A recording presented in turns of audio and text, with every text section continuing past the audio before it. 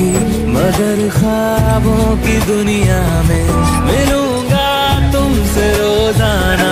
यहीं तक था सफर अपना, तुम्हें है लौट कर जाना, कभी मैं याद ना। Hello guys, welcome to my channel Anwesha blog. আশা করছি তোমরা সবাই ভালো আছো, আমিও অনেক অনেক ভালো আছি। তো দেখতেই পাচ্ছ আমি রেডি হয়ে গেছি।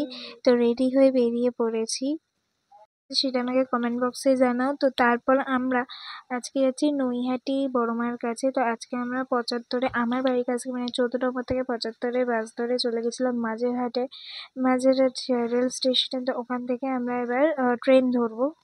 অনেকক্ষণ আগেই চলে গেছিলাম। তো আমাদের মাঝেরহাট থেকে ভাড়া নিয়েছিল হচ্ছে ১৫ টাকা এক একজনের।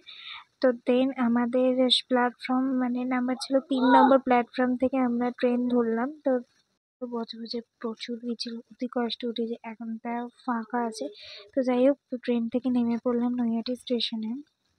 প্রথমে স্টেশন থেকে বেরিয়ে বাঁ দিকে একটু গিয়ে একটা উল্টো দিকে গলি পড়ছে, ওখান থেকে সোজা একটুখানি হেঁটে গেলেই বড় মায়ের মন্দির। ওখানে রিক্সা বলবে উঠতে, বাট উঠে লাভ নেই, ওখান থেকে হেঁটে একদম একটুখানি। তো গিয়ে প্রথমে চলে গেছি বড় মায়ের মন্দিরে। আমার মামা যেহেতু লাইনে গেছে, তো আমি তাড়াতাড়ি করে আমরা চলে গেছিলাম বড় মায়ের মন্দিরে। ফটো তুলে দিচ্ছিলাম, আমরা লুকিয়ে লুকিয়ে ফটো ভিডিও করছিলাম। যাই হোক, তো এখান থেকে বেরিয়ে পুজো টুজো দিয়ে আমরা বেরিয়ে চলে গেছিলাম নেক্সট একটা মন্দিরে। ওই মন্দির থেকে সোজা এগিয়ে মানে ওই মন্দিরের বাঁ দিকে হাতের সোজা এগিয়ে একদম বাঁ দিকেই একটা গলি আছে, ওর ভিতরেই একটা মন্দির আছে, ব্রহ্মচারী মন্দির। ঠাকুরেরই ছিল এই মন্দিরটা দিয়ে, কিন্তু মানে গঙ্গার একদম ধারে এই মন্দিরটা থেকে গঙ্গাটাও দেখা যাবে। তো যাই হোক, তারপর ওখান থেকে বেরিয়ে আমরা আবার গঙ্গা ওখানে গেলাম পাড়ে।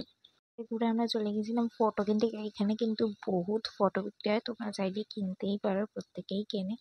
অনেক দোকান আছে, অনেক রকম জিনিস আছে। তো তারপর এখান থেকে আমরা আবার ট্রেনে করে চলে এলাম বাড়ি। তো আজকের পর্যন্ত ভিডিওটা এই পর্যন্ত, দেখা হচ্ছে নেক্সট কোনো ব্লগে। টাটা।